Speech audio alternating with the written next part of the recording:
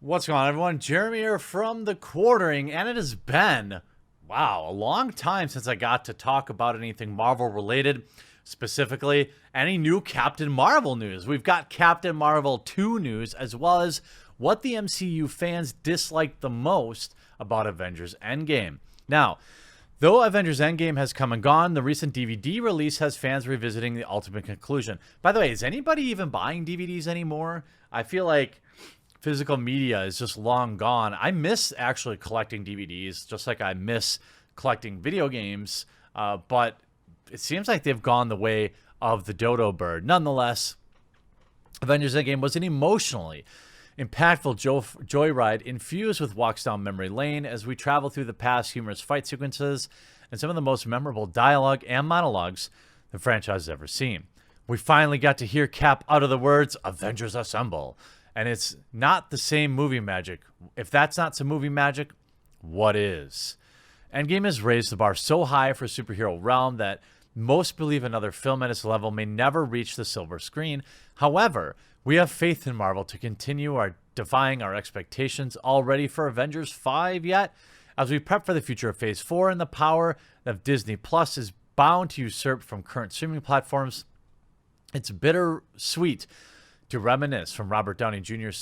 I'll talk about that. Avengers Endgame was near perfect film. I don't agree with that at all. However, MCU fans were not thrilled with all aspects of the box office triumph. One facet in particular seemed to bother more than one stray fan. Avengers Endgame, many fans were not happy with Captain Marvel's apparent superiority and forced relevance in Avengers Endgame. Avengers Endgame was highly anticipated final installment, meaning many fans felt the original six, Black Widow, Hulk, Iron Man, Captain America, Hawkeye, and Thor, should have been the focal point of the movie's film's most celebrated individuals, an unwavering fault.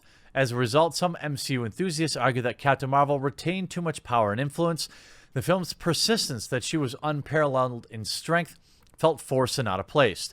One MCU fan focused on a specific scene recreation, stating, "When they recreated the scene with Captain Marvel pushing back the gauntlet, as Cap had tried to do in Infinity War. It's totally going, this is the new hero, and you need to love them. Look how they are stronger than Cap. Actually, her entire presence in Endgame felt forced." Other fans chimed in to support the above comment, agreeing with such decisions were too in the face. One Avengers Endgame viewer noted that her takeover of pivotal moments, arguing Captain Marvel butted in to the fight over the gauntlet at the end. It was just supposed to be a fight between Thanos and the original three. She comes in and literally has no issue holding him back until he has to use the Power Stone.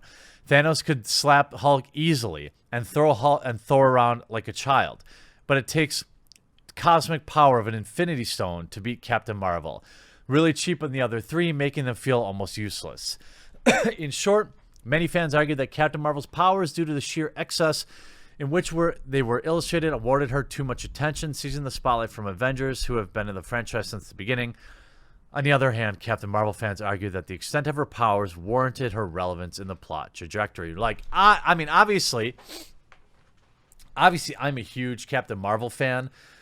I think she was perfectly balanced. She's obviously exceedingly powerful, much more powerful than any other Avenger in history, and that's why she's getting Captain Marvel 2, which I know will definitely make probably $3 to $5 billion based on the current trajectory.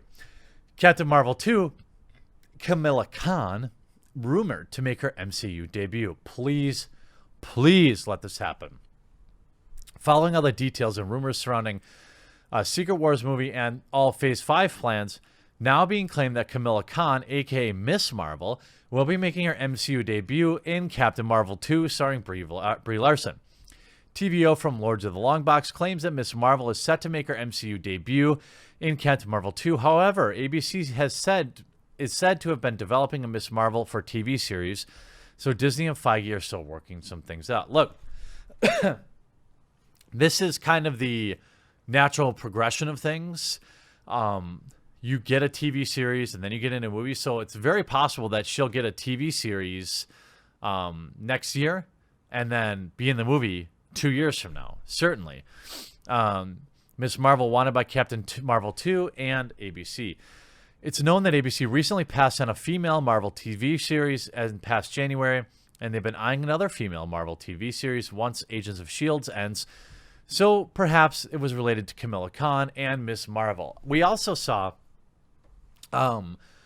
Disney turned down a Sylvester Stallone movie because it wasn't female focused, and they're only interested in female focused movies. So maybe this is it. The news of Kamala Khan possibly debuting Captain Marvel 2 isn't at all surprising, as Brie Larson has said she wants the character in the movie as well. Quote, "My dream would be to get Miss Marvel comes into play."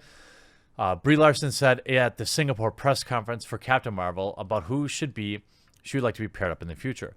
Regarding Captain Marvel 2, Marvel Studios has yet to officially announce the flick, but it would be could very well be a part of Phase 5 movies, which are rumored to be announced in the upcoming Disney D23 Expo, which is, of course, coming up, where they're going to be talking about, hopefully, X-Men, Fantastic Four, Marvel Phase 5 is rumored for D23. It's known that Marvel Studios will be at this month's D23 Expo, with rumors offering Kevin Feige will reveal information related to X-Men, Fantastic Four, and Marvel Phase 5 movies. Now, I'm of the mind that I think the Avengers...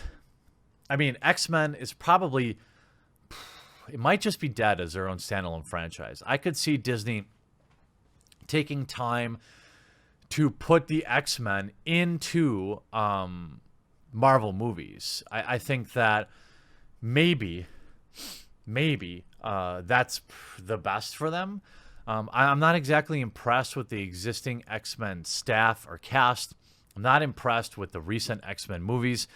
We saw how Dark Phoenix itself lost Disney hundreds of millions of dollars, and obviously they want to rename X-Men, so X People or X They would probably be likely titles for that. So maybe you could just deal with the fussy X-Men name and just put them in Marvel movies and do crossover films. But I'm not sure crossover films work without the iconic originals. Could you get those guys back? Maybe. But it hurts my heart as a fan that grew up loving the X-Men franchise, being a huge fan of Wolverine, Gambit, Storm, kind of the original X-Men cartoon I remember from the 90s. Feige previously mentioned the X-Men and Fantastic Four at last month's San Diego Comic-Con, and at the end of the panel following Blade, they would be coming to the MCU. Regarding the X-Men, Feige said at Comic-Con, "There's no time left to talk about mutants and how mutants are coming to the MCU, so perhaps there's time to talk Fantastic Four and X-Men at the D23 Expo." Feige also previously let it be known that the X-Men are years away, so at least we'll have some sort of logo to tide us over. Regarding the Fantastic Four, new rumors offer that will feature Silver Surfer, Galactus, and Frankie Raynova. Now, it'll be interesting to see what Disney does with X-Men. I don't have high expectations for them, given I think if you basically plug the X-Men into the exact same formula that you've been using for Marvel, maybe that works. But Marvel has had such a huge head start that I'm not sure that simply using the formula automatically means a huge draw at the cinema. As we saw, Dark Phoenix wasn't a Disney product. Disney had inherited it. So Dark Phoenix's flop wasn't necessarily Disney's quote-unquote fault, but it was definitely on Disney's books. I'll be interested to see what, if anything, we find out about Kamala Khan, which I believe would be maybe the wokest Marvel hero to date, so it would make absolute sense for her to be in Captain Marvel 2. And I look forward to it. Look, the Brie shed needs a lot of work. The grass around it is kind of not coming in as well. I didn't put gutters on the shed because I didn't think I needed them, but now the water's running off the side of the shed and it's ruining the grass around as I try to plant the grass. I need more Brie Larson. I need more quips. I need Captain Marvel 2 much sooner than, 3-4 years from now. It's hard to believe that Captain Marvel 2 wouldn't be in the next 2 years. It just really is hard to imagine that we'd have to wait till maybe 2024 for the next installment of Captain Marvel and perhaps Miss Marvel. And what they're going to do with X-Men, I don't know. Marvel is pretty good. Disney's got a good handle on that. I would love to see the X-Men be relevant again, but I would love to have seen Gambit. You know, we had a Gambit movie that fell apart.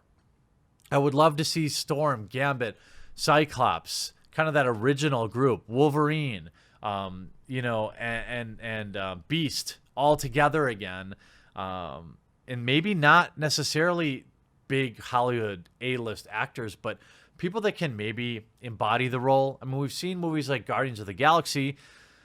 Yes, they're big actors, but the characters weren't really that well known, and the movies worked fine. So hopefully they can do something like Guardians of the Galaxy for the X-Men, where maybe they're less known characters, but they can be put into a good formula. And I want to see the X-Men succeed because that's what I grew up on. Well, lots of Marvel news and lots of X-Men news, Disney news in this video. I hope you enjoyed it. We'll talk to you again real soon.